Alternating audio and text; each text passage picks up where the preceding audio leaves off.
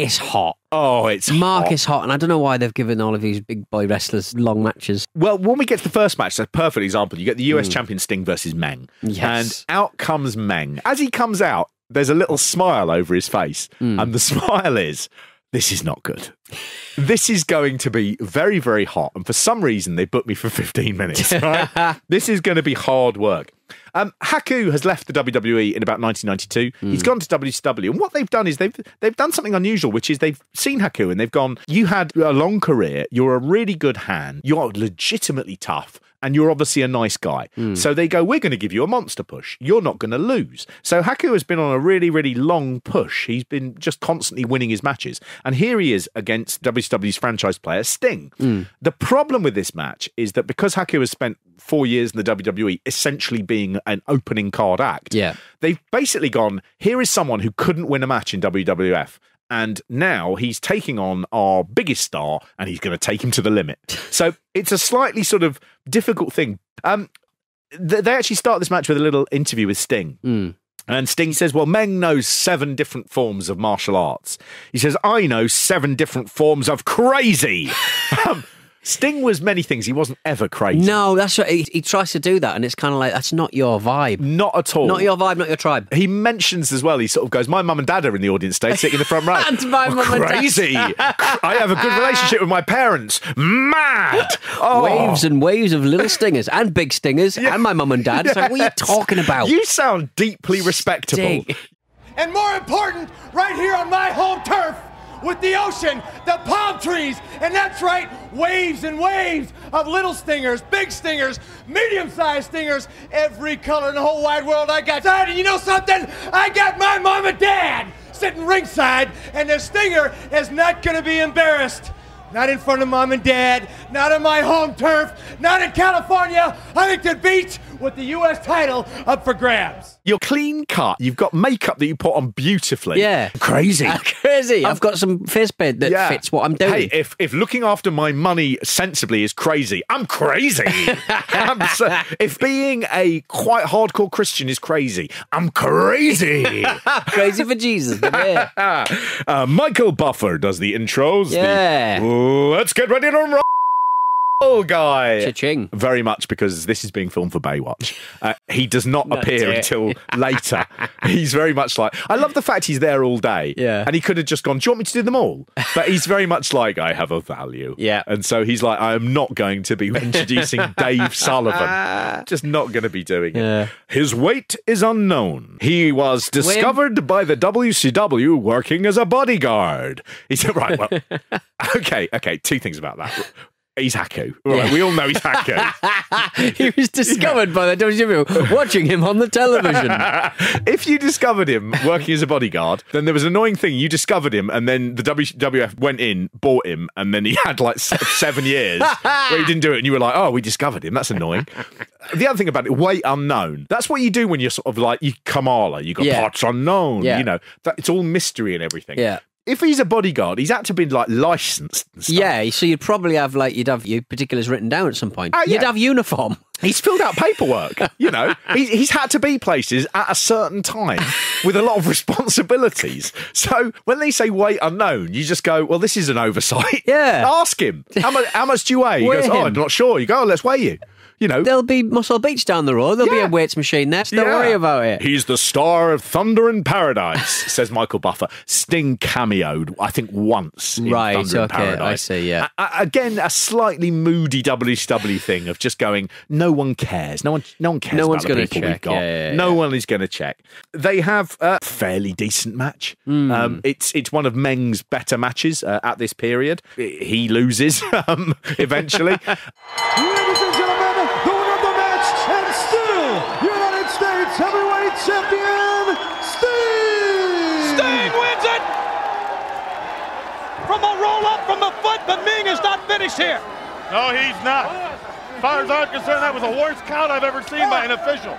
We then have a little vignette. It's the Taskmaster, Kevin Sullivan, who is launching his Dungeon of Doom. Yeah, everyone's in this Dungeon of Doom eventually. Oh, yes. This was, seemingly this was set up for two reasons. One, Kevin Sullivan always played a character who was interested in black magic and stuff, and he was supposed to be a spooky Satan worshipper. And they obviously had something to do with where they were filming was a backdrop that looked a bit like a grotto.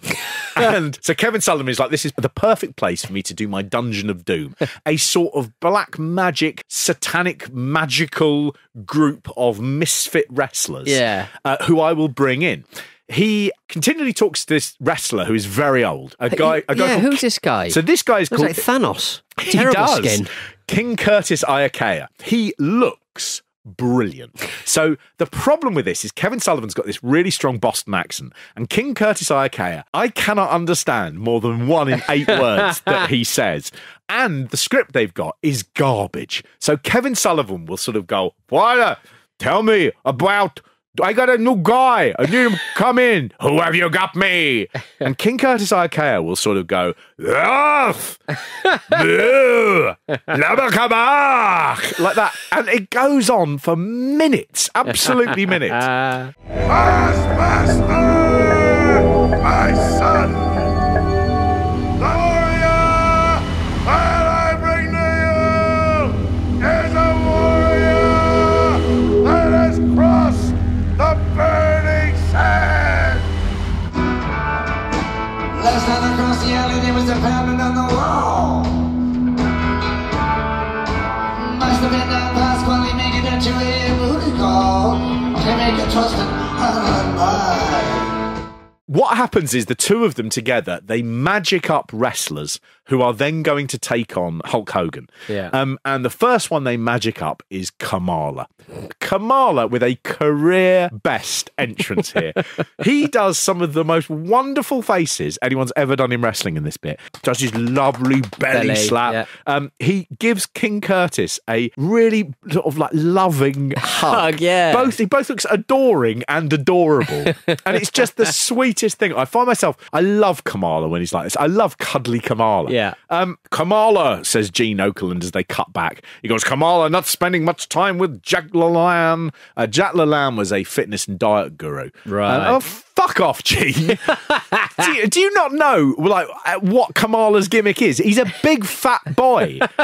And what a way to build up a man who's presumably going to be doing main events with Hulk Hogan coming up. You just go, he doesn't look very fit. He doesn't have to. He's massive. He's the Ugandan giant Kamala. Yeah. Leave him alone. Time and time again,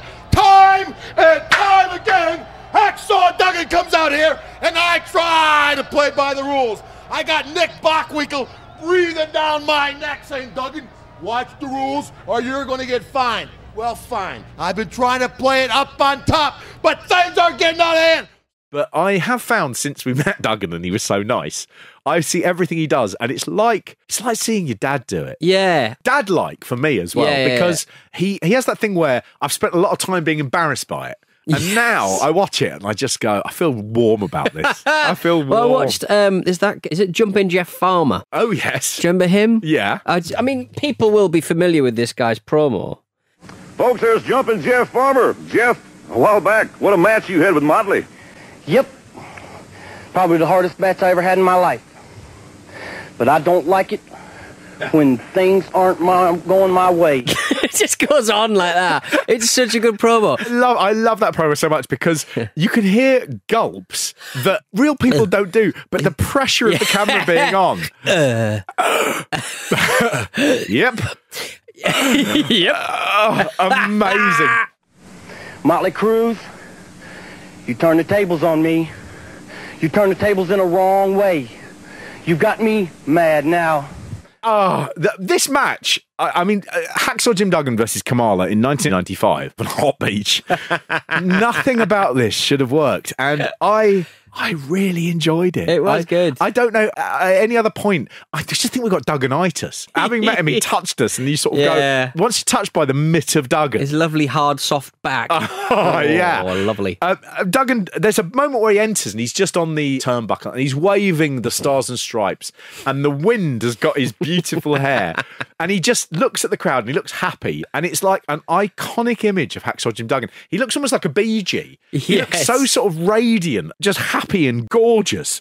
I like this match as well because Kamala is very concerned about the 2x4. And I can't work out whether it's the shadow that's being cast in his face. Normally, Kamala would be, oh, don't like it. And here, he's just like, I'm really fucking angry about the presence of that 2x4.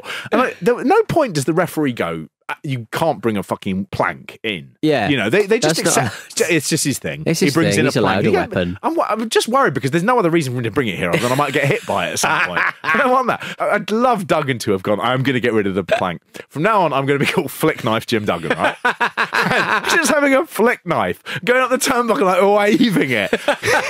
Having his opponent just pointing at him, going, it's going to go in your side. I'm going to get, you know, like when they changed in the re-release of Spielberg's E.T., they replaced the shotguns in the hands of the police with walkie-talkies. Right, just put a big shotgun in his face. He's just constantly waving a shotgun around. If Tony Khan had not set up AEW but just gone, I'm digitising all of Hacksaw Jim Duggan's matches so that he carries around a little pistol. Hacksaw Jim Gunnan. He's gonna get you.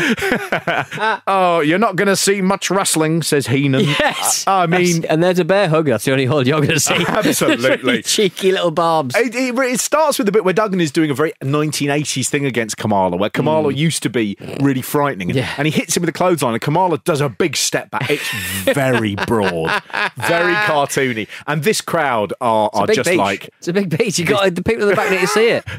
The crowd are like, this is shit. They really are. And it takes him 3 to go down. He goes down, and the crowd is just like, oh no, this is going bad.